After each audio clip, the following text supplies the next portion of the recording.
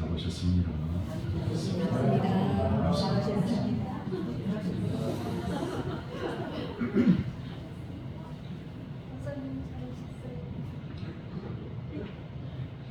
한 번 더 기도하겠습니다. 창조주 하나님, 강림절기를 살아가면서 예수님을 소망 중에 기다리게 해주신 것 감사합니다.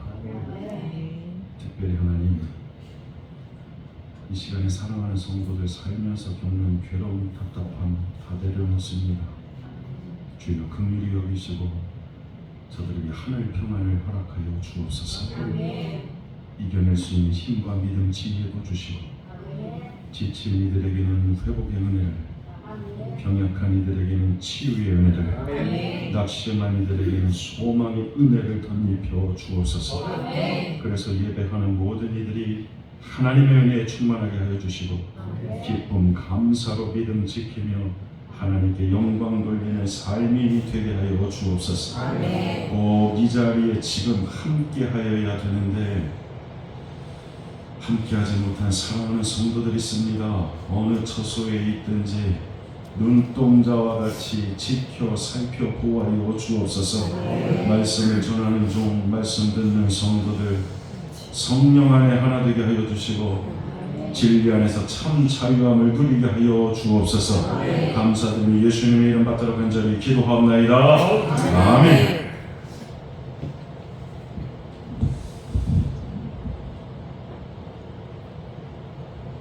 저는 정치를 잘 몰라서 정치 얘기는 안 합니다.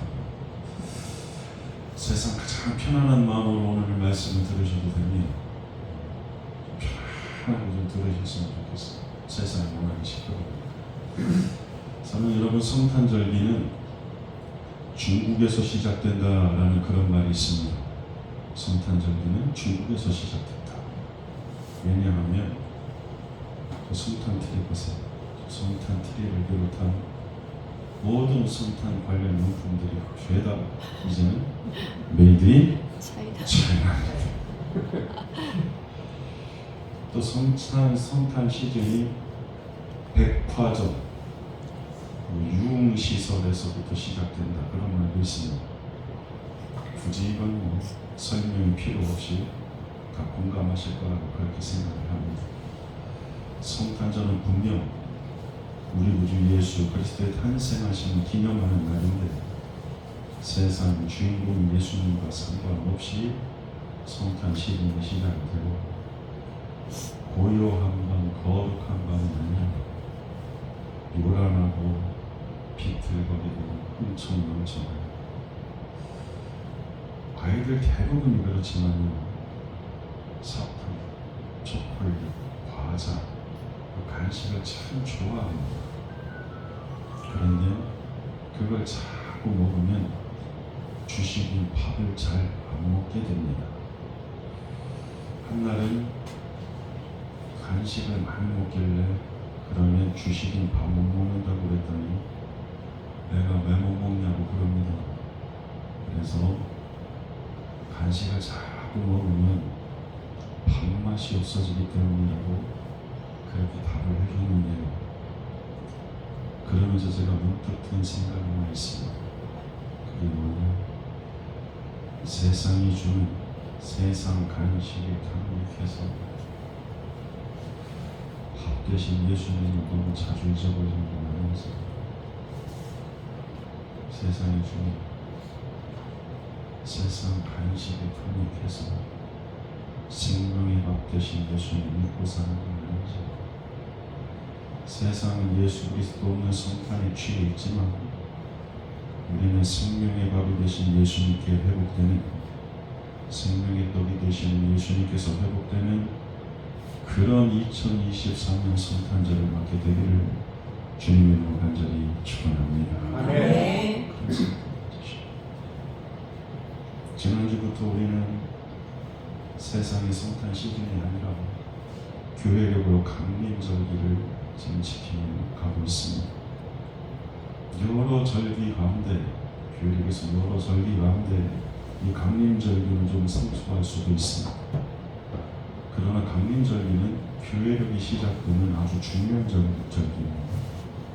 라틴어로 어드벤투스, 내려오다, 등장하다 그런 뜻을 갖는데 아주 중요한 인물이 출연하고 아주 중요한 인물이 도래할 때 뜻하는 단어가 바로 이 어드벤투스라는 그런 단어입니다.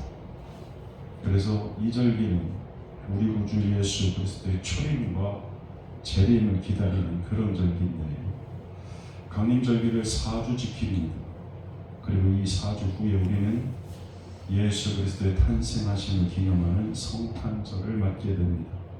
그러니까 정리하면요, 강림절기는 우리 구주 예수 그리스도의 탄생을 기다리는 절기고 이 기다림을 지나서 우리는 성탄의 은총을 맞게 된다라는 그런 말씀입니다. 그래서 강림절기를 맞아서 오늘 전할 말씀은 기다림, 이 기다림이 기독교 신앙의 핵심이기 때문에 기다림의 영성이라는 설교 제목으로 함께 은혜를 나누려고 그럽니다. 아주 유명한 시인 가운데 박노해라는 분이 있어요. 이분이 쓴 시 가운데 조금씩 꾸준히라는 그런 시가 있습니다. 강림절기하고 연관이 있어서 좀 소개하겠습니다. 사람들은 하루아침에 꽃이 피었다고 말하지만 어느 날 갑자기 떠오른 별이라고 말하지만 사람들은 하루아침에 그가 변했다고 말하지만 사람들은 어느 날 갑자기 그가 무너졌다고 말하지만 꽃도 별도 사람도 세력도 하루아침에 떠오르고 하루아침에 무너지지 않습니다. 조금씩 꾸준히 나빠지고 반대로 조금씩 꾸준히 좋아질 뿐 사람 하루아침에 변하지 않는다. 세상도 하루아침에 좋아지지 않는다. 모든 건 조금씩 변해간다. 이 시 하나님께서 우리에게 먼저 약속을 주십니다. 그리고 때가 되면 그 약속의 말씀은 반드시 이루어집니다. 그런데 이 약속과 성취 사이에 기다림이 있습니다. 문제는 영원하신 하나님께는 천년이 하루같이 짧지만 짧은 인생을 살아가는 우리에게는 오늘 이 힘든 하루가 천년같이 길게 느껴진다는 거죠.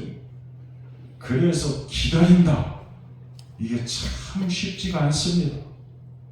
그러나 역설적이게도 그렇기 때문에 믿음이 필요하고 그렇기 때문에 우리에게는 기다림의 훈련이 필요합니다. 하나님의 약속을 참으로 믿는 자만이 또 잘 참고 기다릴 수 있기 때문에 그렇습니다. 그렇습니다. 조금씩 꾸준히 그 약속을 믿고 기다리는 것이 바로 강림절기의 정신이라는 말씀입니다. 누가복음 24장을 보면 엠마오로 가는 두 제자의 이야기가 나옵니다. 예수님께서 부활하신 후에 두 제자가 엠마오로 가고 있습니다. 두 제자는 부활하신 예수님에 관한 이야기를 나누면서 열심히 갑니다. 부활하신 예수님에 대한 이야기를 들었으니까. 그러나 저들은 부활하신 예수님을 온전히 믿지 못했습니다. 잘 보면요, 열심히 특징이어서 누구보다 예수 잘 믿어서 예수님의 제자가 됐는데, 그런데 예수님께서 공생의 기간 동안 하셨던 그 부활에 관한 말씀, 부활하신 예수님을 온전히 믿지 못했던, 이게 무슨 말입니까? 예수님을 온전히 믿지 못해도, 예수님 온전히 믿지 않아도 예수님에 대한 이야기는 얼마든지 할 수 있다는 말씀이잖아요. 그런데 저들이 그렇게 예수님에 대해서 대화를 한 중에 예수님께서 저들에게 오셨습니다. 예수님에 대해서 말을 나누며 목적 없이 그저 바쁘게 걸어가는 제자들의 입장에서 갑자기 나타나서 자기들에게 말을 시키시는 예수님의 그 존재가 좀 성가시게 느껴지지 않았겠어요? 그래서요, 그 누가복음 24장의 그 이야기, 엠마오로 가는 두 제자의 이야기를 토대로 삶의 어떤 순간에도 하나님이라는 책을 쓴 페리 노블이라는 분이요, 그때 당시의 상황을 이렇게 얘기를 했어요. 그들의 입장에선 예수님 다소 귀찮게 여겨지지 않았을까 싶다. 왜냐하면 분명한 목적지는 없어도 그래도 바쁘게 어디론가로 가고 있는 중인데 왜 낯선 사람이 나타나서 자꾸 자기들에게 말을 거니까 10중 8구 이 책을 읽는, 지금으로 얘기하면 이 말씀을 듣는 여러분 10중 8구 대부분 다 바쁜 사람들이고 현대인들은 다 바쁘니까 나는 요즘 남는 시간에 뭘 해야 될지 고민하는 사람을 한 번도 만나본 적이 없다. 점심, 저녁 약속, 온갖 행사, 예기치 못한 응급 상황까지 합치면 현대인들에게 남는 시간 따위는 없다. 그러나 사탄이 선호하는 작전은 우리를 나쁘게 만드는 것이 아니라 먼저 바쁘게 만드는 것이다. 왜냐하면 그렇게 정신없이 바쁘면 결국엔 나빠지니까. 그렇게 바쁘면 예수님이 함께 지금 걷고 계심에도 예수님을 예수님으로 알아볼 수 없으니까. 그리고 참 많은 걸 생각하게 하지 않습니까? 세상이 연말이기 때문에 가장 바쁜 시즌을 지나갑니다. 그러나 믿는 우리에게는 이 시기가 시작이라고 말씀을 드렸습니다. 왜냐하면 교회력의 시작은 이 강림절기로부터 시작되기 때문에 그렇습니다. 그래서 부족한 좀 바라옵기는 이 기다림의 강림절기가 오늘 저와 여러분에게 우리 승천재단의 작전 타임하는 시간이 될 수 있기를 바랍니다. 작전 타임 때 아무것도 안 하는 거 아니잖아요. 진짜 해야 할 일을 하기 위해서, 진짜 해야 할 일을 하기 위해서 잠시 경기를 멈추고 돌아보고 다시 작전을 세우는 거잖아요. 여러분은 잘 모르시겠지만 제가 뒤에 있는 각 숙별로 되어져 있는 헌금 봉투를 이렇게 보면서 마음이 아픕니다. 정말 해야 될 일을 못하고 있어요. 속해 예배를 못하고 감리기 시작에 속해. 그래서 저는 지금 열심히 점검하고 다니는 거예요. 2025년도에 어떻게 다시 시작해야 될까. 강림절기를 맞으면서 구석구석 점검하고 있습니다. 교회가 교회로, 하나님으로 하나님 되게, 예배를 예배 되게, 목사는 목사답게, 성도는 성도답게. 2024년 강림절기를 살아가면서 우리는 어떤 의미의 크리스마스를 맞게 될까? 한동안 한참 깊이 묵상을 하다가 그러다가 오늘 본문 말씀이 떠올랐고, 그래서 급작스럽게 설교를 바꿨습니다. 오늘 본문은 예수님께서 이 땅에 오신 목적을 우리에게 아주 분명하게 말씀해 주시는 본문이기 때문에 그렇습니다. 예수님의 탄생 이야기가요, 마태복음과 누가복음에 기록되어 있습니다. 그러나 전하는 내용이 동일하지는 않습니다. 마태복음 2장에서는 예수님의 나심을 축하하려고 동방에서 박사들이 왔다라고 그렇게 되어 있습니다. 반면에 누가복음 2장을 보면 밤에 양을 지키던 목자들이 천사로부터 소식을 듣고 예수님의 나심을 축하했다고 그렇게 기록되어 있습니다. 또 마태복음과 누가복음이 동일하게 전하는 이야기가 있는데 그게 바로 동방박사들에 관한 이야기입니다. 동방에서 별을 보고 예루살렘까지 왔습니다. 그 박사들이 당시 왕이었던 헤롯에게 묻습니다. 유대인의 왕으로 나신 이가 어디 계시냐? 이 말을 들은 헤롯과 대제사장들과 서기관들, 유대인의 왕이 베들레헴에서 날 것이라는 걸 알았습니다. 저들은 성경에 기록된 대로 베들레헴에서 나실 거라는 걸 아주 명확하게 알았습니다. 자, 여러분 한번 생각해 보십시오. 그 먼 동방에서부터 박사들은 별을 따라서 왔어요. 반면에 헤롯과 대제사장들 서기관들은 말씀에 기록된 명확한 말씀을 통해서 알았어요. 그런데요, 우리 생각에는 별 따라왔다 그러면 그거 정말 뜬구름 같은 얘기잖아요. 별 따라서는 생각해보면 한 번도 생각 안 해보셨지? 동방에서부터 별 따라서 경배하러 왔다는 게 그게 상식적으로. 반면에 저들은 명확하게 성경에 기록된 대로 유대 베들레헴에서 나실 거라는 걸 알았습니다. 그런데 차이가 있죠.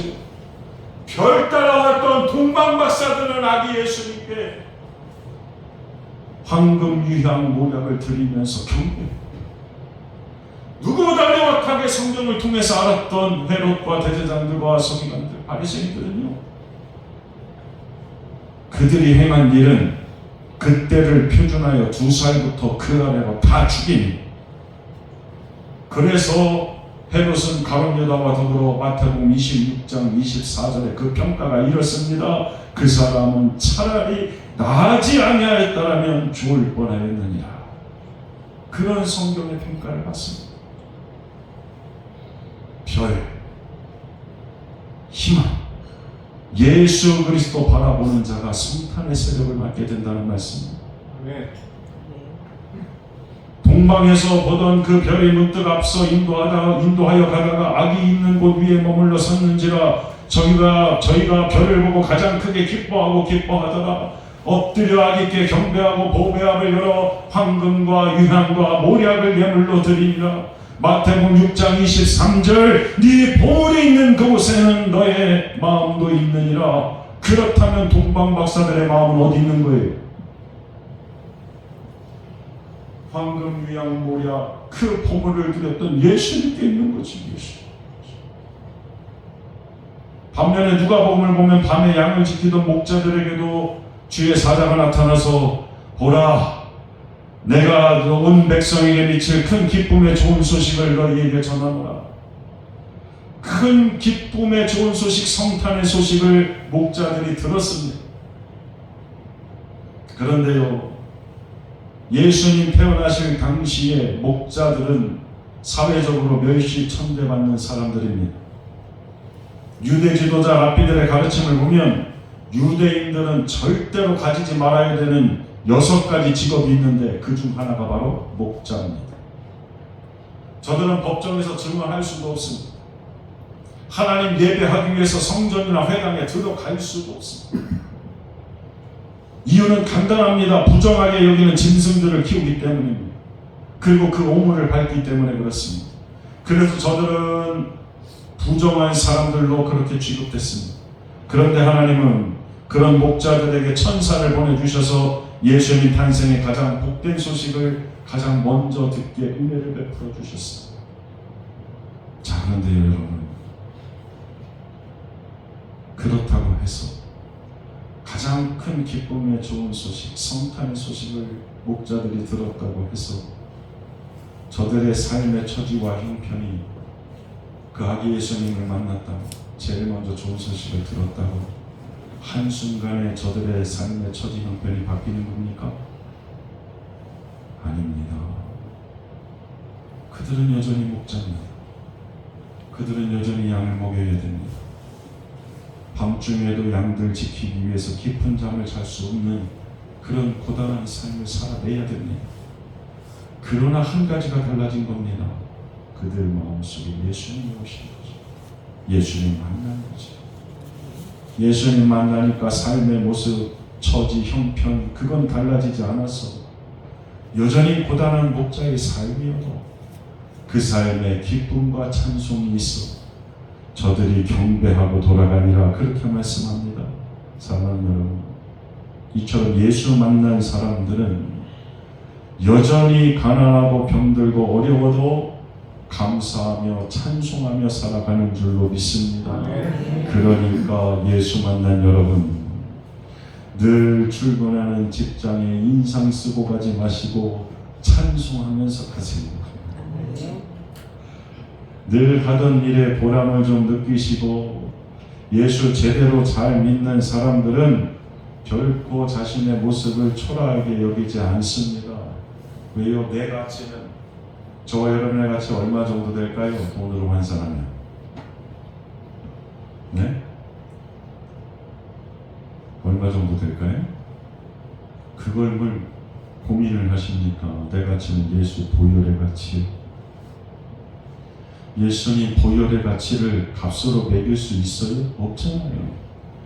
그러니까 나를 좀 기특하게 여기고 많이 좀 사랑하시고 그렇게 좀 사십시오.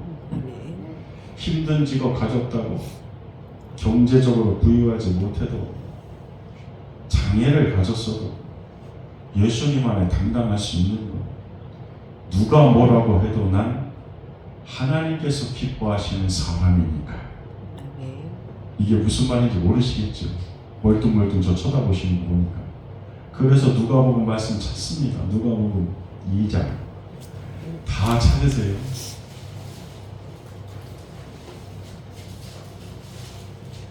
누가복음 2장 14절 말씀입니다. 아주 유명한 말씀. 누가복음 2장 14절. 다 찾으셨어요? 네. 누가복음 2장 14절 합독합니다. 시작. 지극히 높은 곳에서는 하나님께 영광이요 땅에서는 하나님이 기뻐하신 사람들 중에 평화로다 하니라. 아멘. 하나님이 기뻐하신 사람들이 누구라고요? 목자들이에요.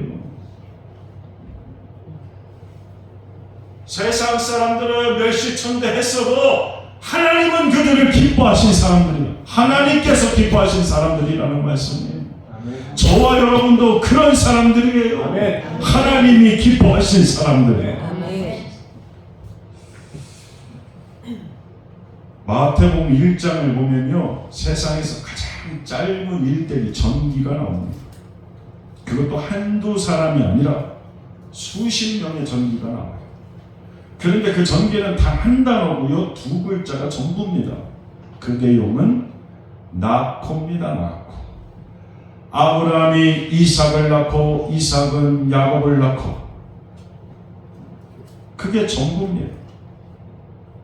어떻게 한 사람이 살아온 그 이야기를, 그 살면서 겪은 그 엄청난 수많은 사연들을 어떻게 낳고라는 단어 하나로 설명하겠어요.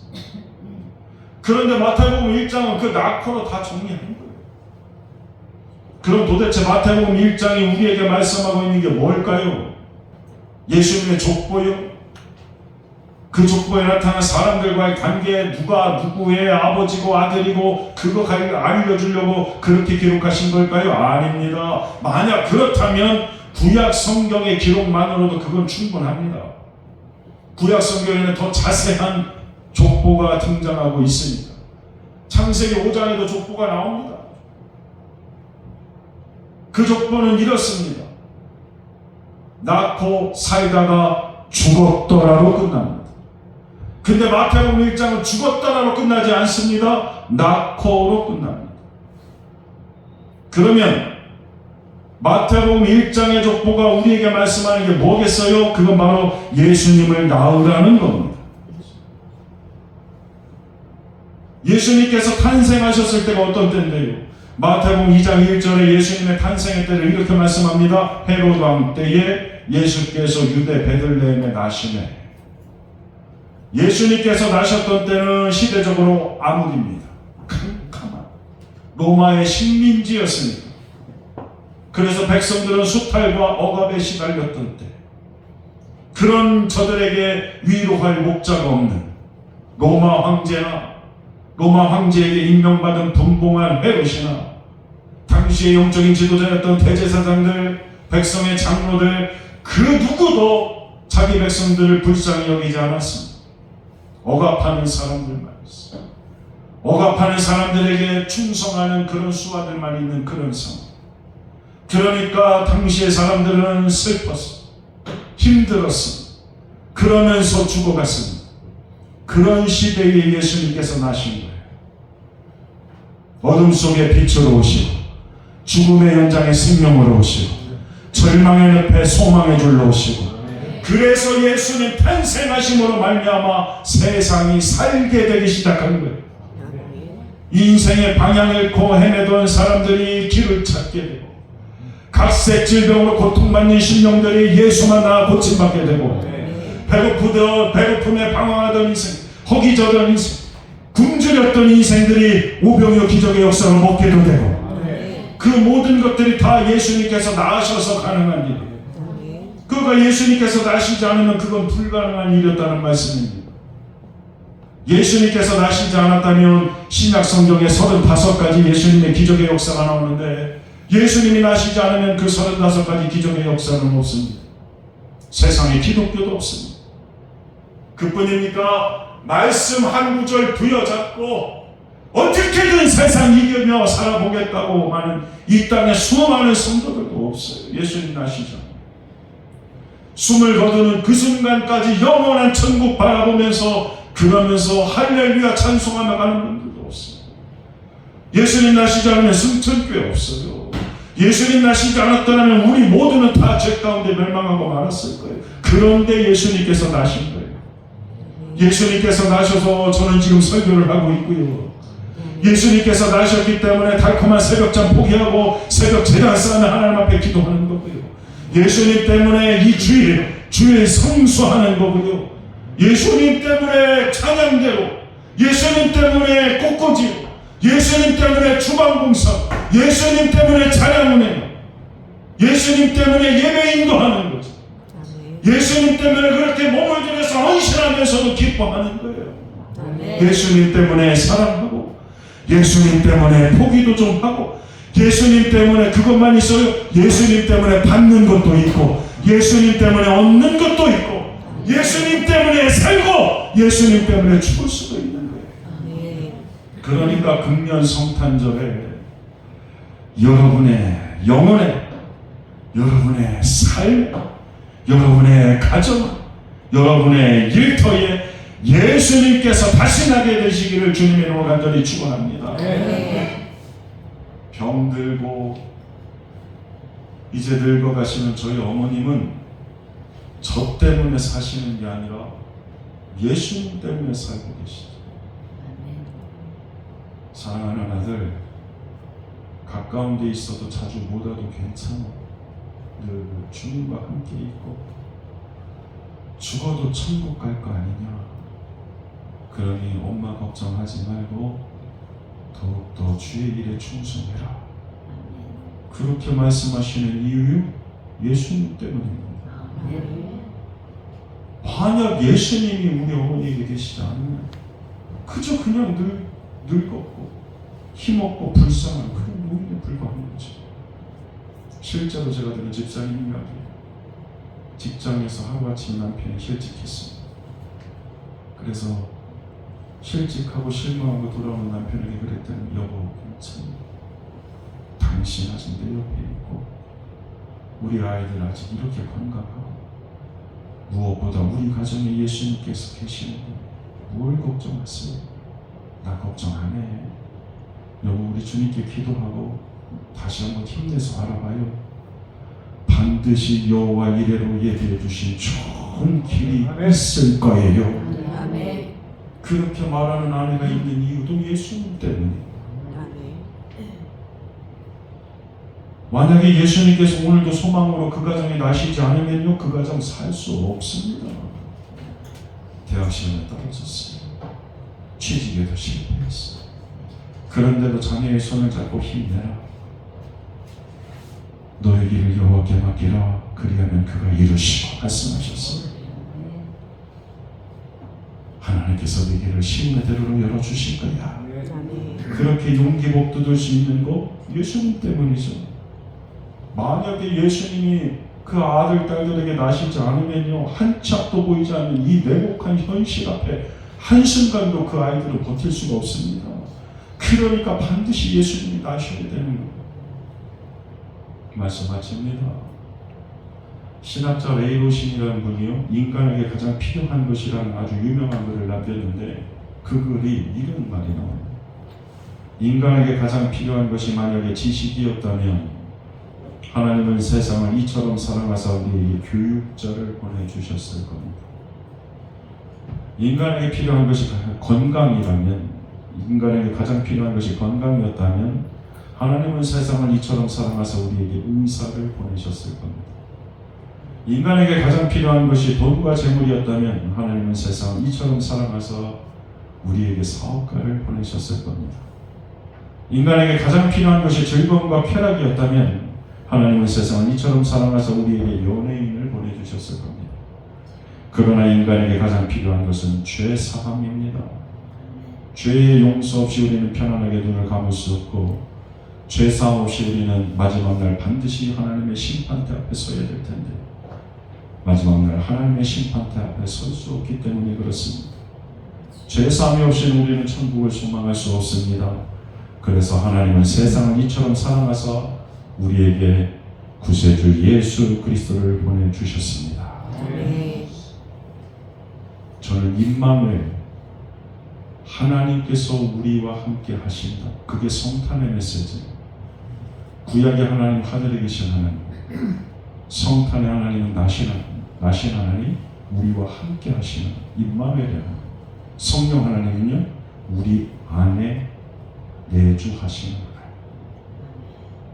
성탄의 하나님, 임마누엘, 하나님께서 우리와 함께 하신다. 이 성탄의 메시지야말로 이 시대 곳곳마다 상한 명의 탄식 소리가 들리는 이 시대, 이 땅이, 그렇기 때문에 내가 너희와 함께 하겠다는 말이다. 저는 이 임마누엘이야말로 인생 끝에서 들리는, 다시 들려야 되는 이 시대의, 이 나라, 이 민족의 오늘 저와 여러분에게 주시는 참된 복음이라고 그렇게 믿습니다. 다시 한번요, 오늘 이 시대, 이 땅에 곳곳마다 상한 영의 탄식 소리만 들리는 이 땅에, 그래서 내가 너희와 함께 해야 되겠다는 말이다. 그 임마누엘이, 그래서 저는 그 어떤 무엇보다 복음이라고 믿어요. 오늘 본문은 인류가 겪고 있는, 또 겪을 수밖에 없는 문제에 대한 아주 명쾌한 해답을 우리에게 주고 있잖아요. 그 해답 주시려고 예수님께서 오셨어요. 왜 오셨다고 말씀합니까? 주의 성령이 내게 임하셨으니 가난한 자에게 복음을 전하게 하시려고 내게 기름을 부으시고 나를 보내사 포로된 자에게 자유를, 눈먼 자에게 다시 보게 함을, 눌린 자를 자유롭게 하고 주의 은혜의 해를 전파하게 하려 하십니다. 그렇게 말씀합니다. 마귀는 오늘도 순식간에 꿈을 이루라고 유혹합니다. 그러나 하나님은요, 절대 그렇게 일하시지 않습니다. 기다리게 하십니다. 기다리는 시간을 통해서 준비시키십니다. 연단하십니다. 그리고 낮추십니다. 그리고 난 다음에 정금 만들어 주시고, 그리고 난 다음에 자유를 주시고, 다시 보게 해주시고, 은혜를 전파하게 그렇게 역사해 주십니다. 그러니까 바라옵기는 강림절기에 소망이신 예수님 더욱 가까이 하고, 소망이신 예수님 더 사모하고, 소망이신 예수님을 전할 수 있는 저와 여러분이 될 수 있기를 주님으로 간절히 축원합니다. 묵묵히 내 몫의 십자가 지고 참고 견디고 기다리는 저와 여러분에게, 그리고 이 승천재단에 예수께서 다시 나셔서 행해 주시는 그 은혜와 역사가, 축복이 계속될 수 있게 되기를 주님의 이름으로 간절히 축원합니다. 기도하겠습니다. 거룩하신 하나님, 예수님 때문에 성탄을 기대하며 구원받은 기쁨으로 찬송하는 복된 삶의 주인공들이 되게 하여 주옵소서.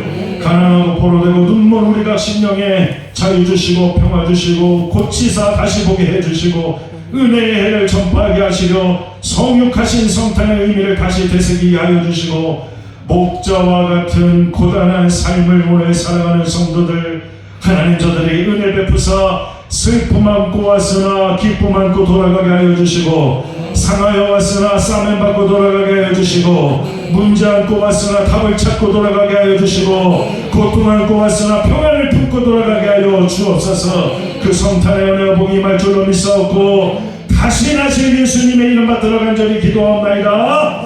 아멘.